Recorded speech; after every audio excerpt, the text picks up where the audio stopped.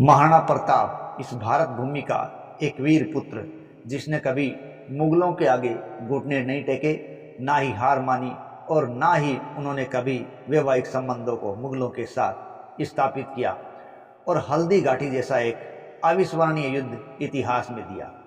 उस व्यक्ति के, उस वीर पुरुष के राजा बनने की कहानी भी कोई कम नहीं है। महाराणा प्रताप के राजा बनने की कहानी भी राजमहलों की क्रांति के नाम से इतिहास में दर्ज है। देखिए, 9 मई 1540 को कुंभलगढ़ के अंदर राजस्थान में महाराणा प्रताप का जन्म हुआ था। लेकिन महाराणा प्रताप के पिता जो उदय सिंह थे, उनकी पत्नी थी जयवंताबाई, जो कि पाली के अखीराज सोनगरा की पुत्री थी। इसी जयवंताबाई से महाराणा प्रताप की उत्पत्ति हुई थी। लेकिन उदय सिंह की सबसे छोटी पत्नी के अंदर थी भटियाणी रानी। उस भटियाणी रानी से जो पुत्र उत्पन्न हुआ था, उसका नाम था जगमाल। बस यही भटियाणी रानी और जगमाल इतिहास में राजमहलों की क्रांति के लिए एक जिम्मेदार माने गए हैं और इसकी परिणति लास्ट में हल्दी घाटी जैसे युद्ध के रूप में देखने को मिली थी। तो आइए जानते हैं आज की इस कथा में राजमहलों की क्रांति कैसे हुई थी। हमारे YouTube channel famous stories of the world में आपका स्वागत है।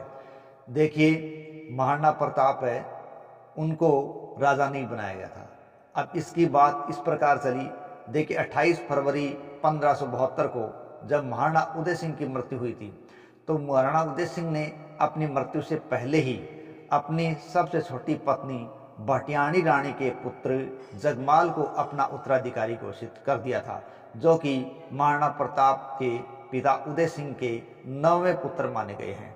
देखिए, मेवाड़ के अंदर राजपुताने में एक ऐसी परंपरा थी जिसके अनुसार जब पिता का अंतिम संस्कार होता था, तो बड़ा बेटा सुरक्षा कारणों से उस अंतिम संस्कार में भाग नहीं लिया करता था। तो यहाँ जब उदय सिंह का अंतिम संस्कार हुआ, तो ना ही तो उदय सिंह के अंतिम संस्कार में महाराणा प्रताप मौजूद थे और ना ही जगमाल मौजूद थे। लेकिन यहाँ बड़े बेटे के रूप में महाराणा प्रताप है वो महल में थे, लेकिन साथ ही साथ जगमाल भी महल में ही थे। हालांकि जनता की, अन्य सामंतों की, सरदारों की, सबकी इच्छा थी कि बड़े पुत्र महाराणा प्रताप के हाथ में सत्ता आए। अंतिम संस्कार के बाद मेवाड़ के सरदार वापस लौटे, तब उन्होंने देखा कि महल के अंदर जगमाल के राज्य अभिषेक की तैयारियां हो रही है। तब प्रताप के नाना अखीराज सोनगरा और उनके साथ थे ग्वालियर के राजा मान सिंह। इन्होंने महाराणा प्रताप के साथ बातचीत की और उनको राजा बनने के लिए समझाया। हालांकि कहते हैं कि बहुत कम लोग थे जिन्होंने जगमाल का पक्ष लिया था, बाकी सभी लोगों ने महाराणा प्रताप का पक्ष लिया था। इस पक्ष के कारण ही महाराणा प्रताप का पलड़ा मजबूत हो गया और उन्होंने जगमाल को हटाकर सत्ता प्राप्त कर ली थी। इस प्रकार यह जो घटना है जिसमें जगमाल को सत्ता से हटाया गया और महाराणा प्रताप है वो सत्ता पर काबिज हुए, ये घटना इतिहास के अंदर राजमहलों की क्रांति दर्ज करती है। इस राजमहलों की क्रांति नहीं कहते हैं हल्दी घाटी के बीज बोए थे। वो इस प्रकार बोए थे कि महाराणा प्रताप का ये भाई जो कि जगमाल था, अब नाराज हो गया। से नाराज होकर मुगलों की गोद में जाकर बैठ गया और मुगल शासक अकबर ने जहाजपुर का परगना उसे दे दिया, क्योंकि अकबर इस समय काफी प्रभावशाली शासक के रूप में अपने आप को स्थापित कर चुका था। अनेक राजा उसके अधीनता स्वीकार कर चुके थे। लेकिन ऐसे स्थिति के अंदर महाराणा प्रताप एक ऐसे शासक के रूप में उनके सामने मौजूद थे जिन्होंने कभी अकबर के सामने घुटने नहीं टेके, ना ही उन्होंने कभी किसी की उनकी बात को स्वीकार किया। साथ ही साथ या राजपुताने के अन्य राजाओं को भी ये आग्रह किया कि वह अकबर के अधीनता स्वीकार नहीं करे।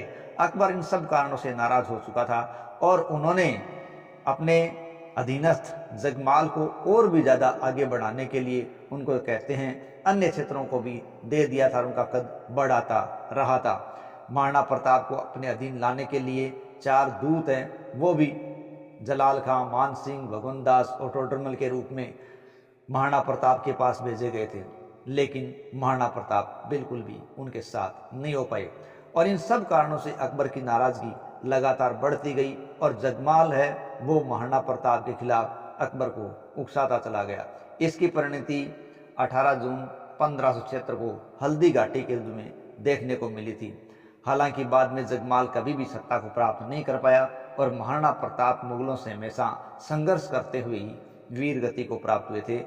उनकी मृत्यु कहते हैं जब जनवरी 1597 में धनुष की परतंचा चढ़ाते हुए थी, तो कहते हैं उनकी मौत पर अकबर ने भी आंसू बहाए थे, क्योंकि वो उस व्यक्ति को कभी अधीन नहीं ला सका और वो उसकी बहादुरी से बड़ा ही प्रशंसित था। क्योंकि अकबर है वो हल्दी घाटी के युद्ध के बाद मान सिंह से भी इस बात को लेकर नाराज हुआ था कि वो प्रताप को झुकाने में नाकामयाब रहा है। लेकिन अकबर जानता था कि महाराणा प्रताप वाकई एक इस राजपूताने का वीर और सच्चा सबूत था जिसने राजमहल की क्रांति के माध्यम से सत्ता प्राप्त की, मुगलों के सामने घुटने टेकने से इनकार कर दिया और अपने आप को इस मातृभूमि के सच्चे सपूत के रूप में प्रतिस्थापित कर दिया। जय हिंद, जय भारत।